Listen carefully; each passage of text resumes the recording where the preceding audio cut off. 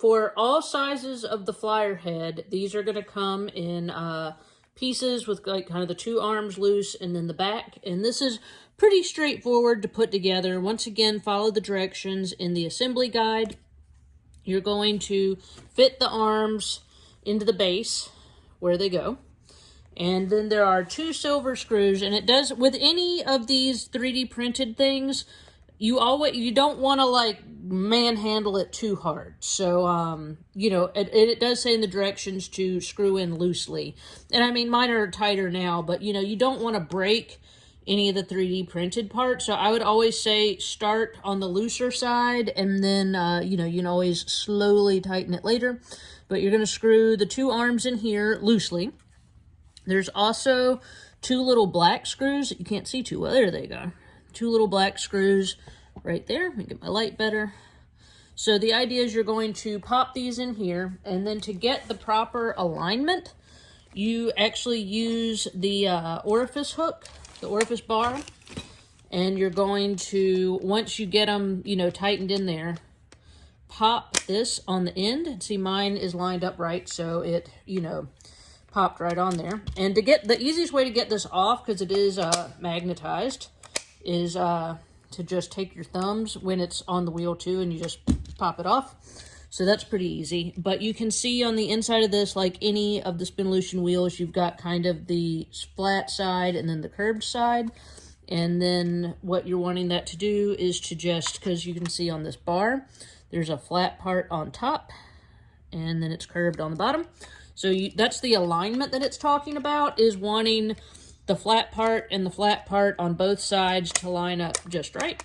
And I mean, that's not that hard to accomplish. So it's one of those things that I think sounds more complicated, especially if this is your first SpinOlution wheel, than it actually is. It's just screw in that, black screws on the insides, big silver screws on the outside, start out loose, tighten slowly, and you just want to get the flat part and the flat part lined up, and pop your orifice bar on, and you know, make sure it's good to go. And that's the same directions for any size. Okay, I know I already have a video somewhere on my channel for SpinOlution bobbin putting together, but I'm just going to go ahead and make another one so that it can nice and neatly fit in with the rest of this tutorial. I'm showing this, so if you're like, wow, that looks huge. The flyer head I just put together is the 8-ounce flyer head, and the bobbin I'm about to show you I'm going to put together is the new fancy 33-ounce bobbin that I have another flyer head that I can switch out for on this one. But as you can see, they're huge. Like, oh my goodness, it's really big. So but the bobbin assembly is good for everything, and I already had some yarn on my 8-ounce, so I wasn't going to take that one back apart.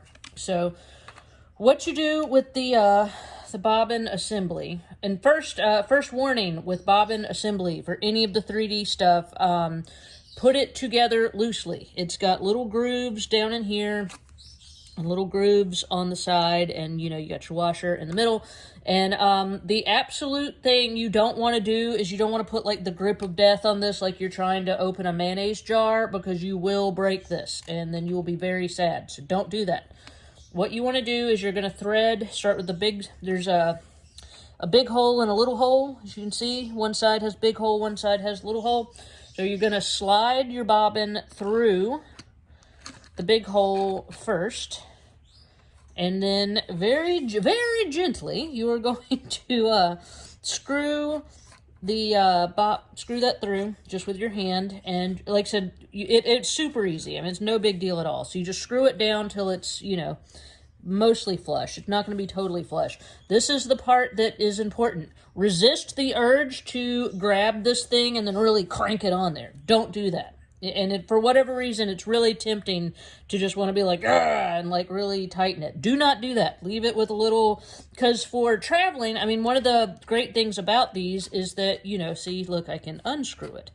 And the beauty of it is that you can unscrew these and, you know, reassemble them and unassemble them so that if you're traveling, they can pack flat. So if you put the grip of death on this thing, it's not going to unscrew, and then you might break it trying to unscrew it, and then you'll be really sad. So just screw it in to where it's tight but not insane, and you'll have this nice slope that, you know, comes down and is very smooth and won't catch your yarn or your fiber.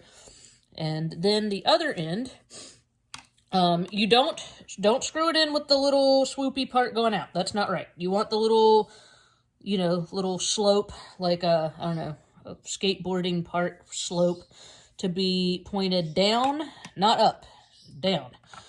And then you just, same thing with this, you just line it up. And it might be a little tricky to get going, but once you get it going, of course it always acts up when you're trying to film it, but you get the idea. There you go. You just line it up, and once you get it lined up, it's super easy to screw on. And same deal, you're going to get down there. Resist the urge to really screw it on tight. And you're going to have that nice slope right here, and then the nice slope right here. And then you have assembled your bobbin. And it is easy to use, and also easy to, if you don't screw it in too tight, to take back apart. And for the leader thread, I always just get a regular old piece of yarn, and you will see that there's these little knobs. It's hard to see black on black, but there's these little knobs, and you can just pop that on under there like so, and then your leader thread is attached and you are ready to spin.